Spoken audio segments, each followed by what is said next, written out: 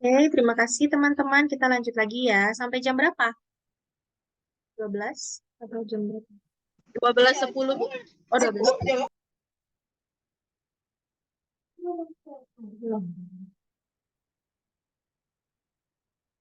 Oke, tadi sampai di mana ya? Ini ya, pokoknya semua. Semua itu apapun perjanjiannya, secara sah, harus menurut hukum. Tidak dapat ditarik kembali kecuali sepakat dengan kedua pihak. Kesepakatan harus ada sepakat. Ini sesuai dengan asas konsensualisme.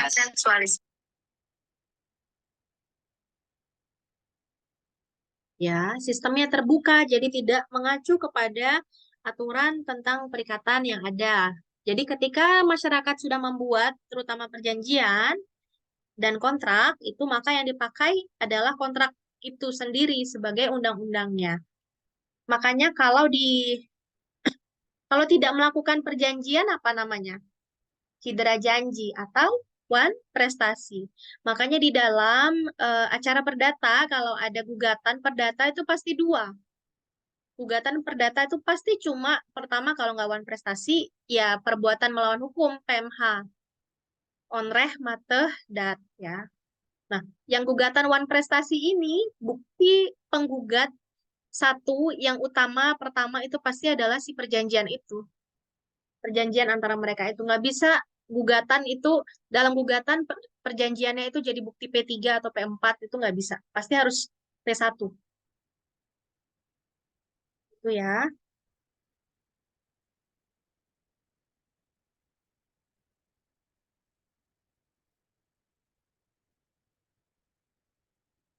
Jadi buku 3 KUH Perdata itu nanti bisa dibaca ya. Komponennya ya tentang ini. Ada tentang perikatan, wan prestasi, ganti rugi seperti apa jika tidak terwujud, macam-macam perikatan.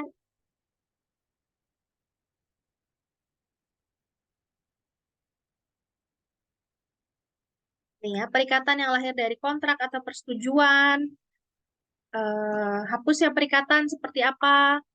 Nah, ini yang dimaksud dengan perjanjian bernama. Perjanjian bernama adalah perjanjian pada umumnya yang sudah yang sering terjadi di masyarakat. Dari perjanjian jual beli sampai perjanjian perdamaian. Ini 15 poin yang paling sering terjadi di masyarakat. Tapi di luar 15 macam perjanjian bernama ini, diperkenankan tetap bagi para pihak untuk membuat perjanjian di luar ini. Namanya perjanjian tidak bernama ya. Itu tadi berdasarkan asas kebebasan berkontrak. Oh iya, 1338 tadi namanya asas apa? Fakta,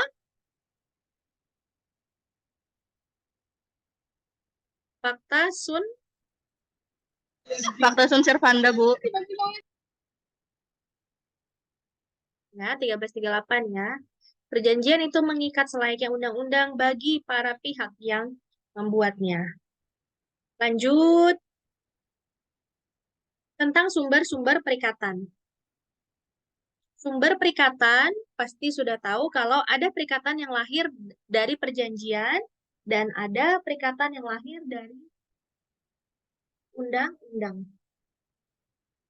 Ya, ada lagi ini tambahan ya. Intinya sih kalau berdasarkan 1233 KUH Perdata itu hanya 2 poin pertama. Tapi seiring berjalannya waktu, maka kita juga memakai putusan pengadilan sebagai sumber perikatan. Juga moral, karena moral itu hidup di masyarakat ya. Dan perikatan itu adalah kegiatan sehari-hari masyarakat.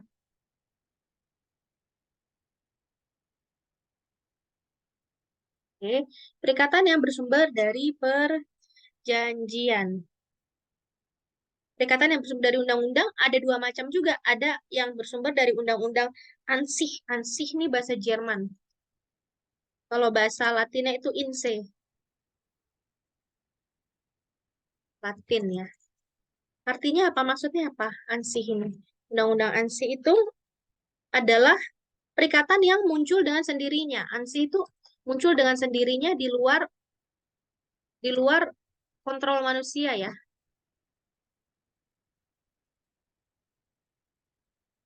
Tidak bisa manusia itu mengontrol ini. Tapi walaupun manusia tidak mengontrol, ketika peristiwa perikatan itu terjadi, maka itu tuh ada di undang-undang gitu loh. Si maksudnya si ansih ini.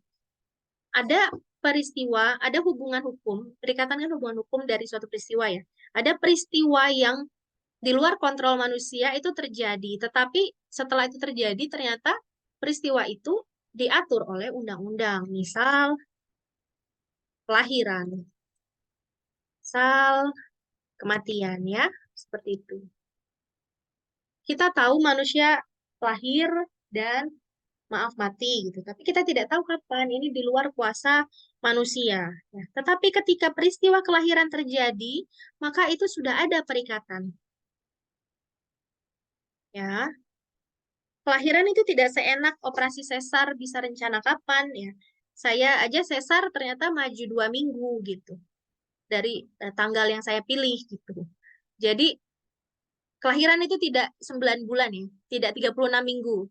Tapi kelahiran itu sebenarnya 40 minggu idealnya. Jadi kandungan itu 10 bulan di perut. Nah, ideal ideal lahir itu adalah pada saat minggu ke 37 sampai 41. 41 minggu itu masih bisa lahir loh, teman-teman, masih bisa baru lahir. Jadi betapa lamanya kita tuh di perut ya. Nah, dalam 4 bulan ini si anak tuh bisa lahir kapanpun. Maksud saya adalah ketika anak lahir, maka subjek hukum itu subjek hukum yang baru lahir juga lahir. Di mana subjek hukum baru ini menimbulkan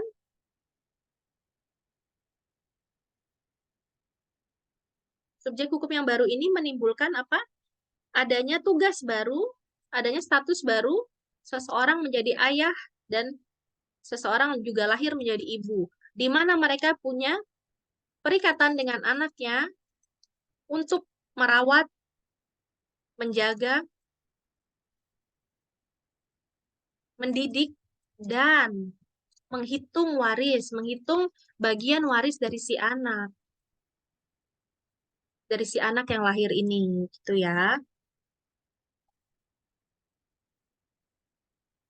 Jadi ketika anak lahir, itu dia sudah merupakan subjek hukum. Entah dia cakap atau tidak ya, pasti belum cakap karena masih underage.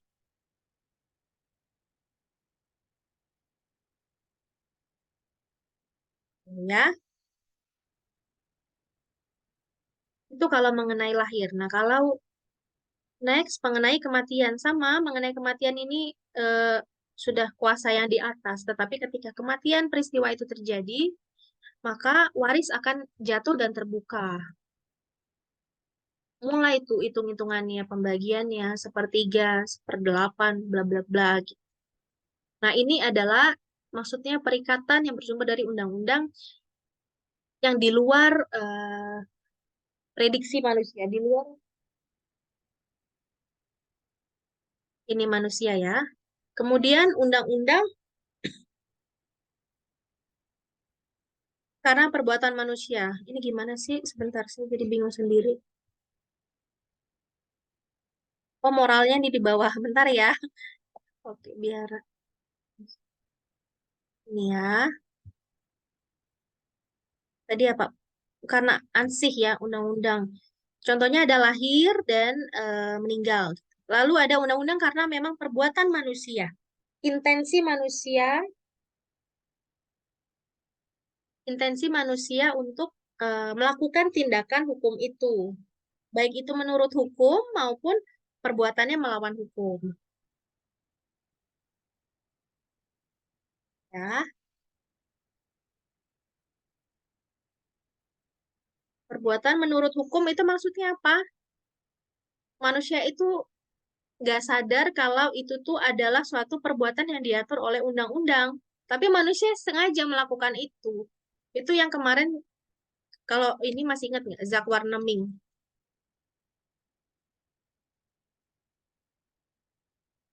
Zakwarneming dan On Fair School Dick. betaling. Betaling itu pernyataannya. Nanti kita akan belajar ini nanti ya. Jadi contohnya perbuatan menurut hukum itu adalah zakwarneming dan onverschuldigd de betaling. Pembayaran tidak terutang. Kalau zakwarneming ini semacam pernyataan diri untuk rela terlibat pada suatu perbuatan yang harusnya perbuatan itu dilakukan oleh orang lain. Kalau onrechtmatig ini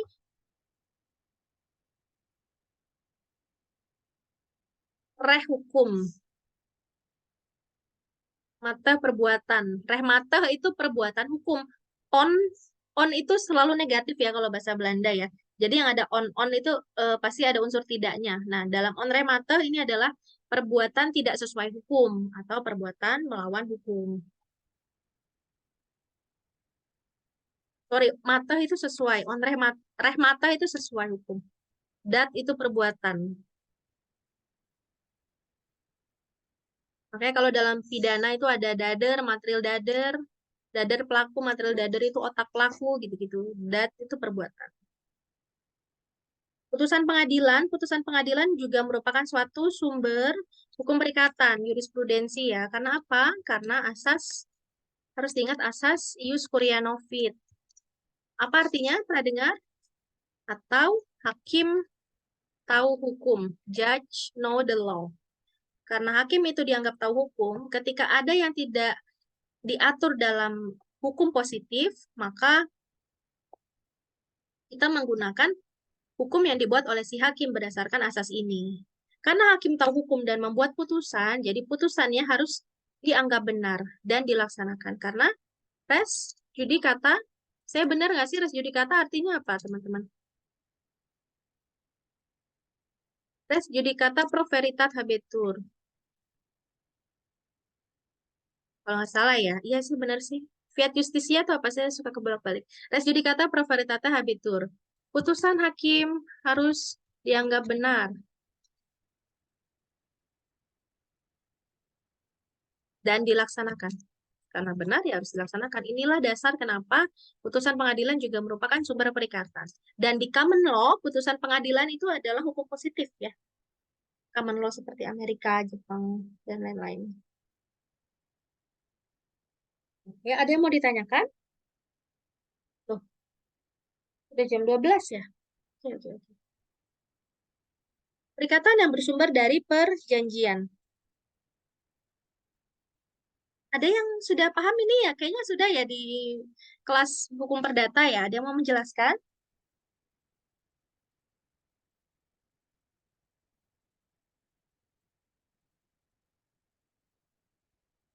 Oke, perikatan yang bersumber dari perjanjian. Perjanjian itu apa sih? Perjanjian itu, poin 2, rangkaian kata yang mengandung janji atau kesanggupan yang diucap. Ini berdasarkan Prof. Subekti.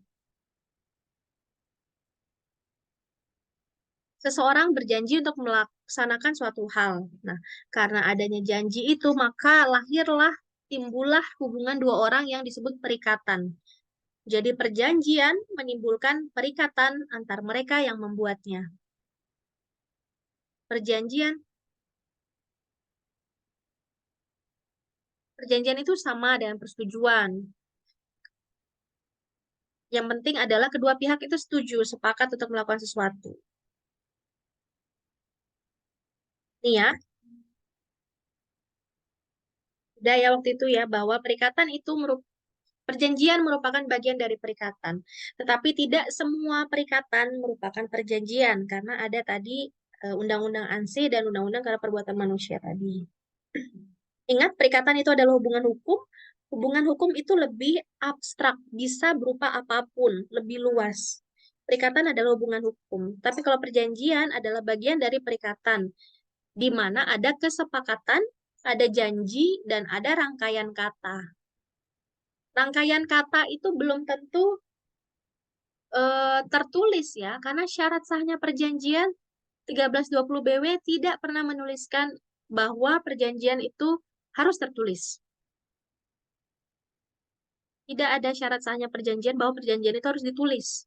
Memang baiknya ditulis, tapi tidak harus. Ya. Kalau perjanjian yang ditulis itu adalah kontrak. Kontrak itu pasti perjanjian, Tapi bahwa perjanjian itu ada juga yang tidak ditulis. Mana ya? Sebentar. Mana tadi? Ini ya. Ini ya. Sumber perikatan ada dari persetujuan dan dari undang-undang. Perjanjian itu juga bisa lisan dan ada juga yang tertulis. Kalau tertulis biasanya namanya kontrak, fakta, akta. Kalau tertulis itu ada dua macam. Bisa otentik yang dibuat di hadapan dan oleh pejabat eh, yang ditentukan dan juga di bawah tangan yaitu para pihak tertentu. Ya, keabsahannya mana maksudnya? Bedanya akta otentik dan akta bawah tangan ada yang tahu? Ya, akta otentik itu kok kalau nggak salah yang ditandatangani di depan pejabat hukum. Kalau akta di bawah tangan antara orang dan perorangan tanpa adanya pejabat hukum yang melihat mereka membuat perjanjian tersebut. Oke, betul, Kalau tidak betul. salah. Ya, sehingga akta otentik karena dibuat oleh dan di hadapan pejabat, tidak ada yang bisa mempertanyakan kekuatan pembuktian, kekuatan keaslian dari si akta otentik. Tidak ada yang bisa eh, itu ya menanyakan keaslian dari si akta otentik ini karena dia sudah otentik. Tapi kalau akta bawah tangan tiba-tiba ada yang datang menunjukkan akta yang lain nih, ini ada perjanjian yang sama tapi isinya nggak gini. Nah, itu bisa. Jadi kelemahannya adalah lebih kuat si akta otentik ya dalam hal pembuktian. Kekuatan hukumnya itu lebih di akta otentik gitu ya. Jadi memang bahwa perjanjian itu baiknya semakin tertulis, semakin asli, semakin otentik itu semakin baik. Itu kaitannya dengan notaris PPAT. Itu mengenai perikatan yang bersumber dari perjanjian. Nah, kalau perikatan yang bersumber dari undang-undang tadi sudah undang-undang saja hak alimentasi. Hak alimentasi itu ya tadi ya, kelahiran, kematian, ada hal-hal yang tidak bisa diatur, ada hak yang lahir begitu saja atas suatu peristiwa hukum yang baru terjadi seperti meninggal dan kelahiran gitu. Kalau undang-undang ada akibat perbuatan yang halal dan melawan hukum. Ini tadi ya, ada zakwarneming dan onverschuld.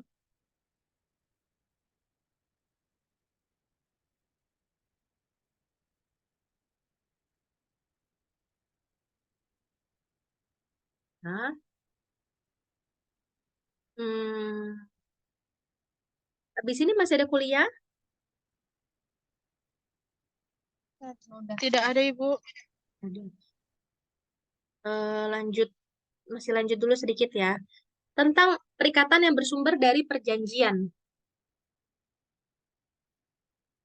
Ya, coba bantu baca pasal 1313.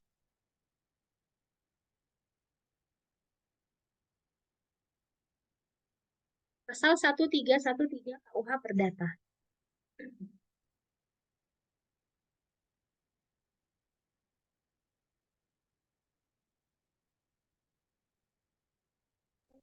Pasal 1313 KUH Perdata, suatu perjanjian adalah suatu perbuatan di mana satu orang atau lebih mengikatkan diri satu orang lain atau lebih. Itu, Bu. Perbuatan satu orang atau lebih mengikatkan diri Yang ya. yang mengikatkan dirinya terhadap satu orang lain atau lebih.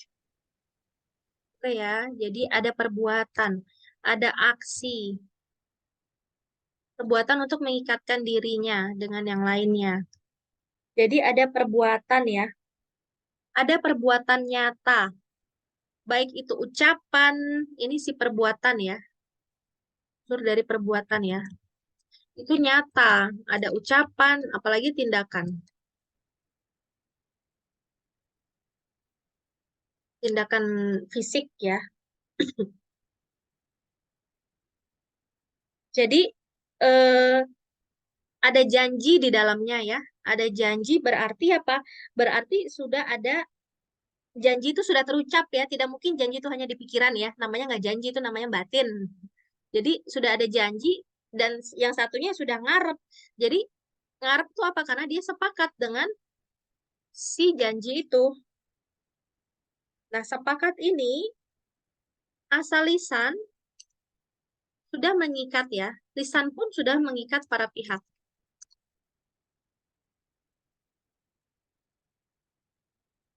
Lisan pun sudah bisa mengikat para pihak. Perikatannya sudah lahir. Perikatan sudah lahir. Saya besarin ya.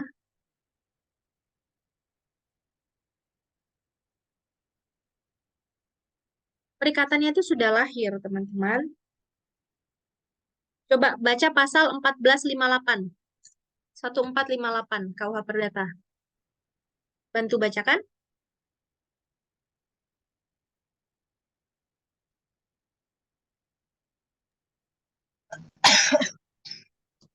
Jual beli sudah terjadi antara kedua belah pihak seketika setelah mereka mencapai kata sepakat tentang barang dan harga, meskipun barang belum diserahkan dan harga belum dibayar. Oke. Jual beli sudah terjadi antara para pihak seketika mereka sepakat tentang barang dan harga ya.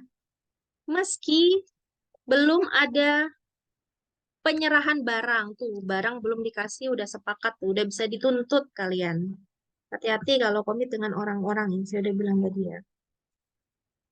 Meski belum ada levering, meski belum ada penyerahan barang, tapi kesepakatan itu sudah lahir. Ya, perikatan itu sudah lahir. Sudah sah meski belum bayar dan belum ada penyerahan barang. Tapi pasal selanjutnya coba baca 1459. 1459 KUH Perdata.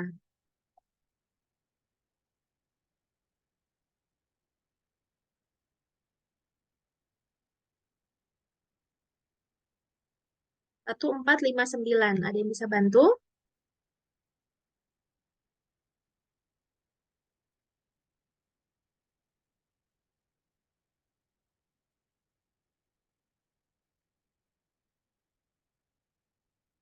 Pasal 1459. Apa isinya?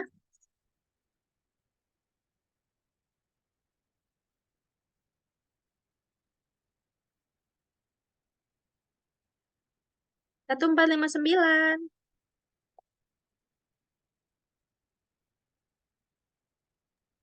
Di sini Bu, Ya, pasal 149 KUH Perdata dari hak milik atas barang yang dijual tidaklah berpindah kepada si pembeli selama penyerahannya belum dilakukan. gimana? Ya, oke, bantu ulang, Mas. Hak milik atas barang yang dijual tidaklah berpindah kepada si pembeli selama penyerahannya belum dilakukan. Selama penyerahan belum dilakukan. Oke, terima kasih, Mas. Ini ya. Jadi kita bisa lihat 1458 itu bahwa perikatan itu sudah sah, jual beli itu sudah terjadi. Perikatan itu sudah lahir. Seketika mereka sepakat, ya. Tapi meski belum ada penyerahan barang nih, tapi bukan berarti ada pemindahan hak milik. Ya, jadi bedakan antara pemindahan hak kepemilikan dengan perikatan yang sah ya. Jadi barang itu tetap harus diserahkan, harus tetap tersampaikan demi terjadinya perpindahan hak kepemilikan ya. Tapi bukan berarti dengan belum adanya levering atau penyerahan barang itu perikatannya belum lahir. Perikatannya sudah lahir ya. Cuma memang masih belum selesai itu perikatan baru lahir. Belum dia bekerja si perikatan itu. Bekerjanya selesai sampai ada perpindahan barang ya, penyerahan barang, levering.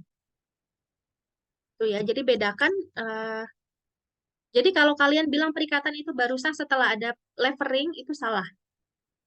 Ingat, yang penting itu sepakat. Inti dari semuanya ini adalah kesepakatan. Oke, terima kasih. Nah, ini berdasarkan perjanjian yang konsensual ya. Memang tidak idealnya pada dasarnya seperti ini, tapi memang tidak semua bentuk perjanjian itu adalah seperti ini. Sepakat saja sudah cukup, nggak usah ditulis. Nggak usah ada levering dulu. Nah, itu memang tidak semua hal ini berlaku di semua tipe perjanjian gitu. Ini namanya perjanjian konsensual 1458 ini ya, 1458 dan 1459 ini. Perjanjian konsensual. Ada lagi perjanjian yang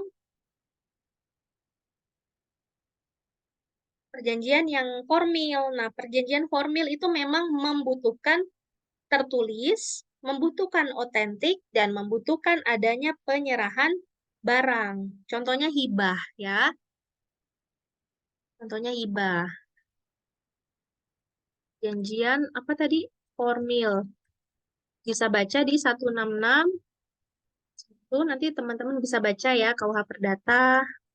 Kalau nggak salah ini ya tentang hibah ya. Bahwa contohnya adalah hibah. Contoh hibah. Bahwa hibah itu harus otentik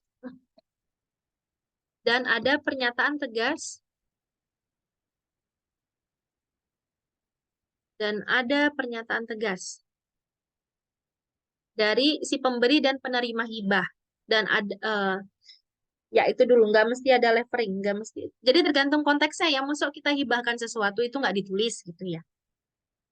Ada lagi namanya perjanjian real. Perjanjian real ini malah lebih harus ada leveringnya. Tidak hanya kesepakatan, tapi juga mensyaratkan penyerahan objek perjanjian untuk membuat perikatan itu sah ya. Harus ada penyerahan objek perjanjian. Contohnya perjanjian penitipan barang. Penitipan barang. Nanti baca sendiri ya. Kalau nggak salah ini 1697 KUH Perdata. Baik, sampai di sini ada yang mau ditanyakan nggak? Di sini Bu mau bertanya, mungkin Ya. tadi di awal udah absen kayak Oh, absen belum? Belum. Ya, absen dulu ya.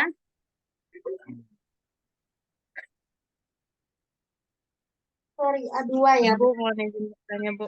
Iya, iya. Mau bertanya? Ibu kan ini misalkan kita beli suatu barang di online gitu, yang barangnya itu nanti diantarkan oleh kurir. Hmm?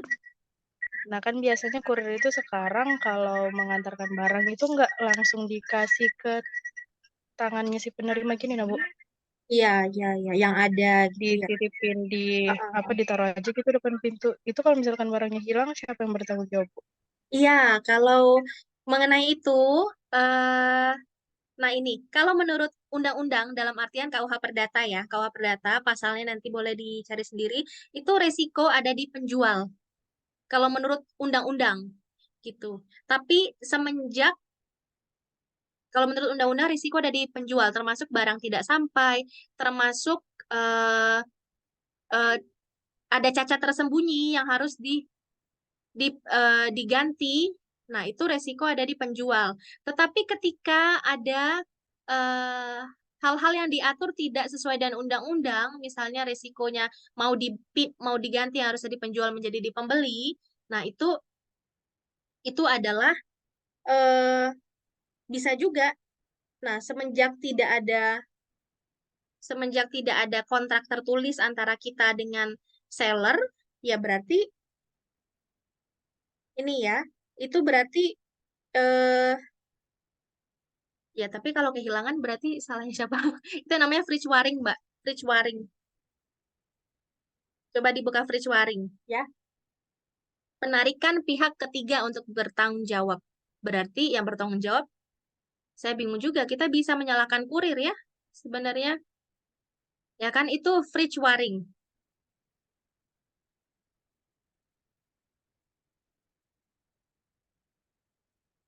Jadi semestinya kalau menurut KUH Perdata itu ada di penjual. Tapi kalau mau ternyata dalam hal yang skalanya lebih besar perjanjiannya, kalau diatur tersendiri bahwa risiko ada di pembeli. Apa saya kebalik ya?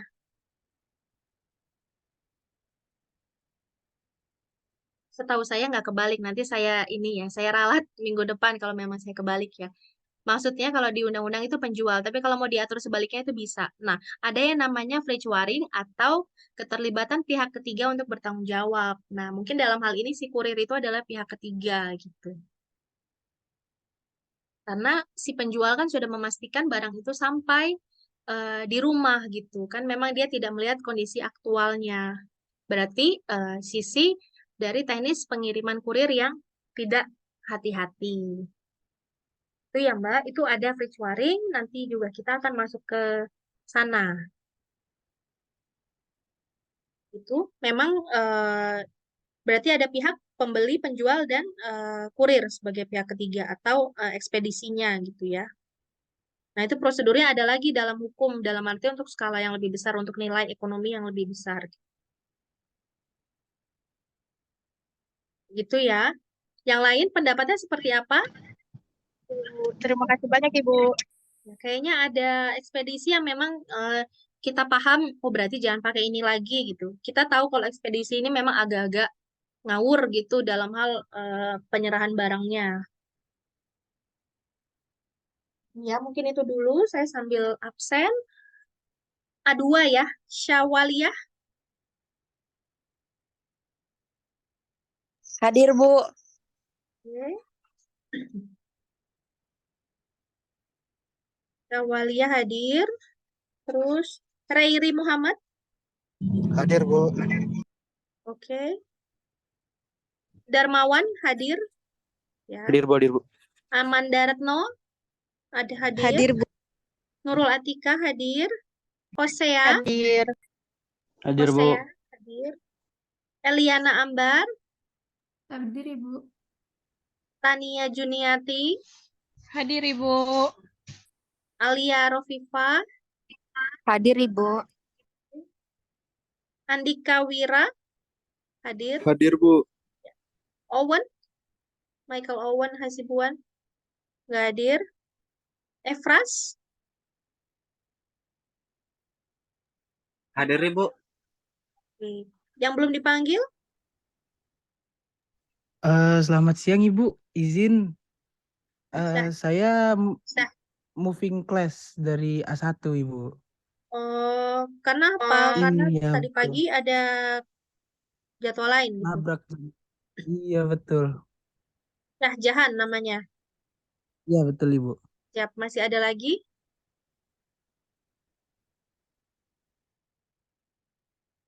Gak ada ya. Owen Hasibuan gak ada. Saya mau tanya, ini kita pertemuan keberapa ya? Satu apa kedua apa ke pertemuan kedua ya? Kedua, Ibu, kalau nggak salah ya, Bu. Oke, siap. Ya udah nanti kita kejar ya. Nanti ada apa-apa baru kita kelas tambahan gitu ya. Oke, baik. Terima kasih banyak untuk teman-teman A2. Bertemu lagi minggu depan, masih melanjutkan sumber perikatan. Ya, bisa dibaca.